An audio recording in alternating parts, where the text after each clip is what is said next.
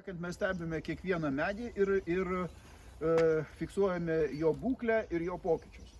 106 beržas. Mes pagal taikinį visus matom išdėstymus, jei kažko nespėja. Taip einam ratu, vienas toliau vieną ratu ir matuoja. Tai žiūrim mes, kuris medis ir vedam į kompiuterį. Taip. Čia yra pats sunkiausiai išmokti, nes turi sekti ir medžius, ir kolegų, kur vaikšto. Pirmas ardas, malkinis, 4-6 skersmuo. Tada žiūri į centrą, pasakau, po jos skersmuo 25-6 padarinti. Kiekvienai rūšiai turi būti pamatuojami ir aukščiai. Tai jeigu būtų čia grynas medynas, tai aukščiai būtų matuojami kas 7 medžiui. Bet kadangi čia yra ir kitų rūšių, yra ir pušies, yra beržo, yra vienas kitas ąžuoliukas, tai jų irgi turi būti bent jau nemažiau, kad kas 7 medis. Pirmiausia, nusitaikai į medį, kurį matuoji, paspaudi vieną kartą tą mygtuką ir tiesiog sufiksuoja tada atstumą iki to medžio.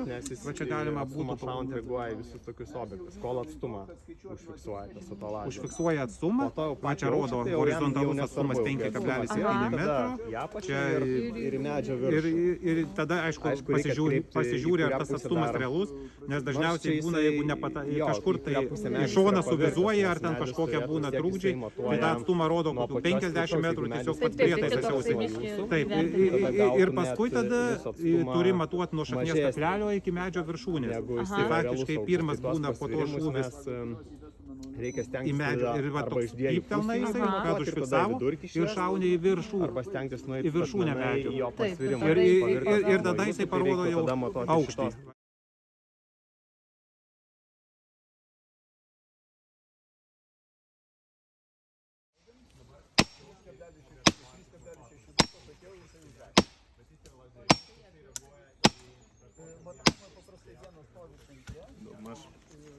Tada prasisukam zondą ir lieka lengviausia dalis yra ištraukti.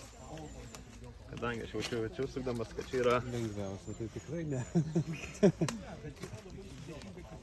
Galim dviese traukti iš tikrųjų.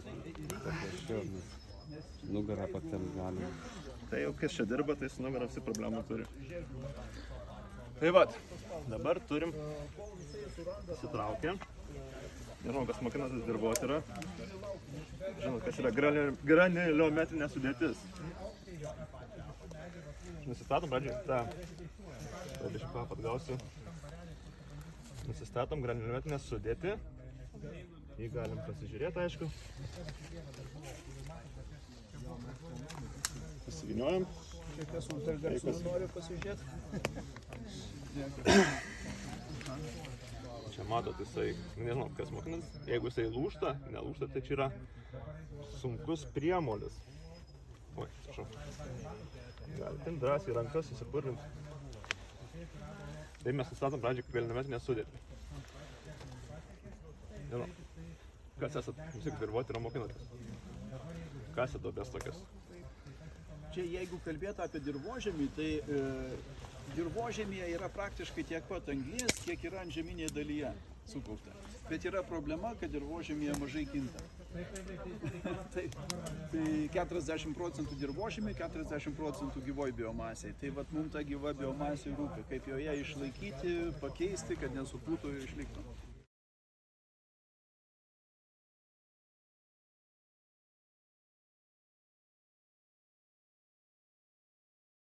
Pas mus barelis čia šitas beveik yra idealioj vietoj, o taip yra ir prie upių šlaitai ir kalnuotos vietovės. Dabar tiesiog yra prietaisai, kurie gerokai padeda. Aš sakyčiau, šitas pirmas įrankis. Vis tiek, anksčiau bareliuose matuodavo su ruletėm, vyniodavo ant rankos juostas ir taip toliau. Čia paspaudi, ultragarsas ateina, nustato, tau iškart parodo rezultatą. Tai vienas. Antras, kas padarė perversmą, tai yra šitas lauko kompas.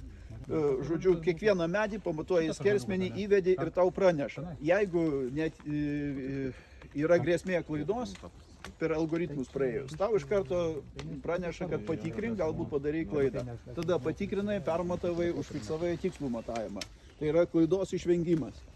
Ir iš karto visi duomenys tikslus jau sukrauti. Šitas, pavyzdžiui, kompiuteris tai tikrai labai pasiteisino ir mes jau jį nuo 20 metų naudojam ir tik tai, kad jau ekranai kai kuriem kompiuteriam eina į pabaigą, tai dėl to jau pradėjom daryti atnaujinimą, nes į šituos, bet apie šituos dar tik tai nuo praeitų metų turim, tai nelabai ką galim irgi daug pasakyti. Tiesiog lengvesnis, mažesnis irgi, kaip bent jau gamintojai sako, apsaugotas, bet kaip pasiteisins miške, tai dar nelabai galim pasakyti. Aišku, tie Panasonikai gerai apsaugoti, bet pradedant nacionalinę, mes pradėjom nuo tokio.